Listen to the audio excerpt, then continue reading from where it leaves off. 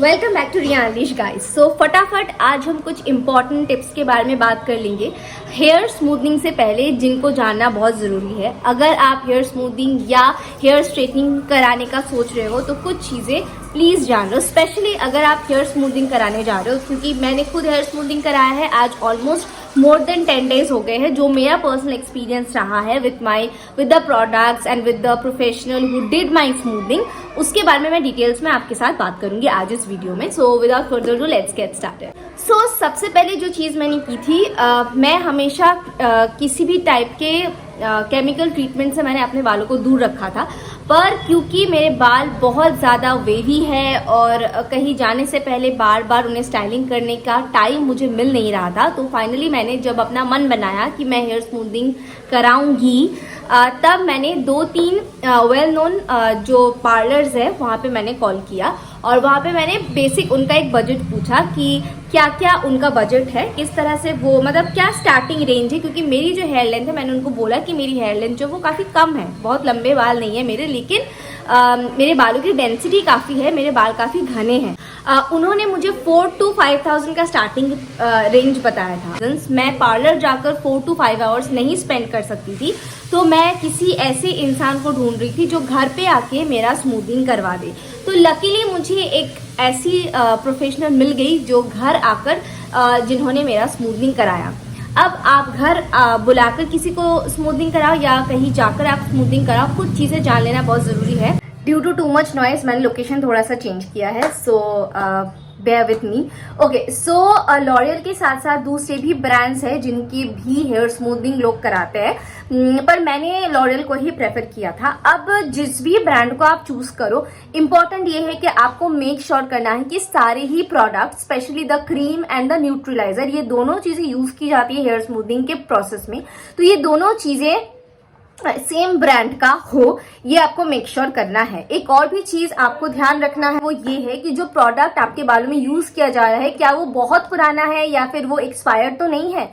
क्या होता है कि बहुत सारे लोग, बहुत सारे पार्लर में रेगुलर बेसिस पे स्मूथनिंग नहीं कराई जाती, वो पुराने प्रोडक्ट को कुछ महीनों बाद, हो सकता है महीना भर बाद ही आपके बाल में यूज कर रहे हैं, तब तक उस प्रोडक्ट की क्वालिटी काफी कॉम्प्रोमाइज हो चुकी होती है, उसका जो इफेक्टिवनेस है वो खत्म हो चुका होता है या फिर कम हो चुका हो। तो इसलिए आपको प्रोडक्ट जो है वो प्लीज चेक कर लेना है कि वो कौन सा प्रोडक्ट आपके बालों में यूज कर रहे हैं। तो आंखें जो है ना वो आपको खुली रखनी चाहिए। बेहतर ये है कि आप पहले ही प्रोफेशनल्स के साथ ये सारी बातें क्लियर कर लीजिए। तीसरा पॉइंट जो मैंने ध्यान में रखा था, लॉरियल का जो शैम्पू है, लॉरियल का जो मास्क है और लॉरियल का जो सीरम है, जिनका डिटेल वीडियो मैंने ऑलरेडी अपने चैनल में पोस्ट किया है कि आपको कौन कौन से प्रोडक्ट पोस्ट केयर में यूज करना है, वो चीजें मैंने पहले ही परचेज करके रखी थी। आप नायका से ले सकते हो, नायका पे तीनों ही चीजें अवेलेबल है, या फिर आप जाकर पार्लर से भी परचेज कर सकते हो, या फिर आप जाकर किसी शॉप से भी परचेज कर सकते हो। जो मेरी प्रोफेशनल थी, उन्होंने जहाँ से प्रोडक्ट्स खरीदे थे स्मूथनिंग के लिए, स्मूथनिंग में यूज करने के लिए, तो मेरे सारे प्रोडक्ट्स उन्होंने ही मुझे परचेज करके दिए थे। होता यह है कि होलसेलर से अगर आप लेते हो ना, तो काफी डिस्काउंट वगैरह मिल जाता है। पार्लर में आपको यही बोला जाएगा कि आप किसी न किसी पार्लर से प्रोडक्ट परचेज करो, पर ऐसा कुछ नहीं होता है। आप किसी भी ट्रस्टवर्दी जगह से प्रोडक्ट परचेज कर सकते हैं। इंपॉर्टेंट ये है कि बस आपको थोड़ा सा आंखें अपनी खुली रखनी चाहिए। प्रोडक्ट लेते समय आप थोड़ा सा देख लो, देखने से भी कुछ चीजें समझ आ जाती है। या तो फिर आप, अच्छा है कि आप नायका से परचेज कर लो अगर आप पार्लर से डायरेक्टली परचेज नहीं कर रहे हो तो।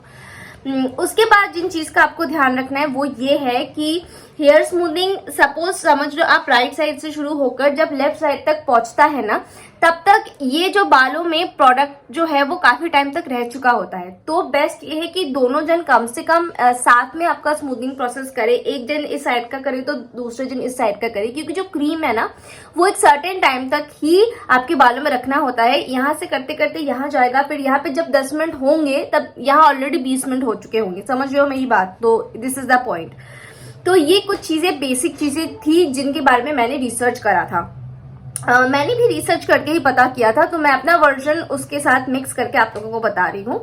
अब स्मूथनिंग कराने में मिनिमम आपको 4 to 5 आवर्स का टाइम जाएगा, तो उस चीज को मेंटली प्रिपेयर्ड होकर चलो। उसके बाद जो चीज आपको ध्यान रखनी है कि जब तक वॉश नहीं हो जाता है आपको बालों को टाई नहीं करना, बाल में कोई भी रबर, कोई भी क्लिप, कोई भी क्लचर कुछ भी नहीं लगाना है। स्पेशली जब आप सो रहे हो तब भी बहुत ध्यान से सोना होता है कि बाल में ज्यादा वेव वगैरह ना आए। मतलब गर्दन के साइड पे थोड़ा सा वेव आ जाता है, मेरे तो छोटे बाल है तो मेरे तो वेव्स थोड़े बहुत आ ही गए थे। स्मूथनिंग कराने के बाद आपकी प्रोफेशनल जो है ना, जरूरी है कि वो थोड़ा सा आपके बालों को ट्रिम करके दे। आप लोगों ने देखा होगा कि मेरी जो प्रोफेशनल थी उन्होंने स्मूथनिंग के बाद मेरे बालों को ट्रिम किया था, ताकि वो सेम लेयर में आ जाए। अब क्योंकि मेरे सामने लंबे और पीछे कम वाले हेयर थे, मतलब लॉन्ग बॉब मेरा हेयर कट था, आप लोगों को पता है, तो उसके चलते मेरे बाल अभी भी काफी ऊपर नीचे है, देख सकते हो आप लोग, पता चल रहा है यहाँ पर। तो वो मैं धीरे धीरे जब थोड़े से बाल और लंबे हो जाएंगे मैं सेट करा लूंगी। अदरवाइज मैं ऐसे भी छोड़ सकती हूँ, वो अच्छे लगते हैं, सामने लंबे और पीछे थोड़े से कम लेंथ है मेरे हेयर के। स्मूथनिंग कराने के बाद 1 हफ्ता आपको अच्छे से मेंटेन करना होता है। एक और चीज आपको ध्यान में रखनी है कि बालों में मिनिमम 1 महीने आप कोई ऑयल यूज नहीं कर सकते हो। तो ना ये शैम्पू और मास्क लेने के साथ साथ प्लीज सीरम ले लेना, क्योंकि that's a very important point. बालों को डीटैंगल करने के लिए, बालों को कंघी करते वक्त, बालों को हाइड्रेटेड रखने के लिए सीरम जो बहुत ज्यादा इंपॉर्टेंट है। मैंने पहले भी मेंशन किया था, वापस मेंशन कर रही हूँ। थोड़ा सा एक्सपेंसिव सीरम है लेकिन बहुत कम क्वांटिटी में लगता है। That's really a very good product. जहां से आप स्मूथनिंग कराओ, स्पेशली अगर किसी पार्लर में जाकर करा रहे हो तो किसी वेल नोन अच्छे प्रोफेशनल के पास जाओ। मेरी जो प्रोफेशनल थी, ऑनेस्टली मैं उन्हें ज्यादा जानती नहीं थी। मैंने थोड़ा सा क्या बोल सकते हो, मतलब थोड़ा सा जुआ खेला मैंने, पर वो जुआ अच्छे से लग गया। ऑल ओवर मैं खुश हूँ उनके सर्विस से। थोड़े बहुत यहाँ पे मेरे बाल एक आध स्ट्रैंड्स थोड़े से रफनेस आई है, पर उन्होंने मुझे बोला है कि वो मुझे फिक्स करके देंगी। सो या all over I am happy with the process. Smoothening कराने के बाद थोड़ा टाइम रुक कर उसके बाद ही आप बाल में कोई कलर कराना, क्योंकि बैक टू बैक इतना केमिकल बालों में यूज करना कोई समझदारी वाला काम नहीं है। तो ये बेसिक कुछ चीजें हैं जिनको मैंने ध्यान में रखा था। साथ ही साथ कंघी अच्छे से अपने बालों में करो ताकि बालों में ज्यादा नॉट्स ना आए।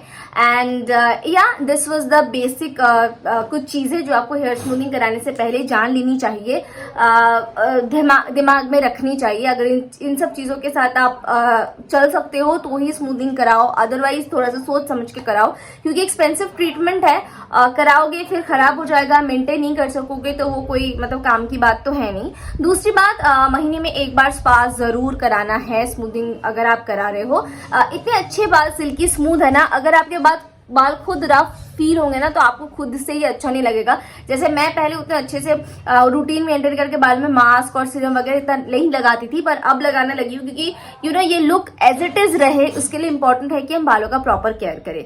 सो this was a wholesome video about some of my personal experiences जो आपको ध्यान में रखनी है स्मूथनिंग कराने से पहले और स्मूथनिंग कराने के बाद। मैं कोशिश करूंगी कि और भी इन्फॉर्मेटिव वीडियो आप लोग के साथ शेयर कर सकूं। I am going to end this video here only. दूसरे वीडियो में मुलाकात होती है। बाय।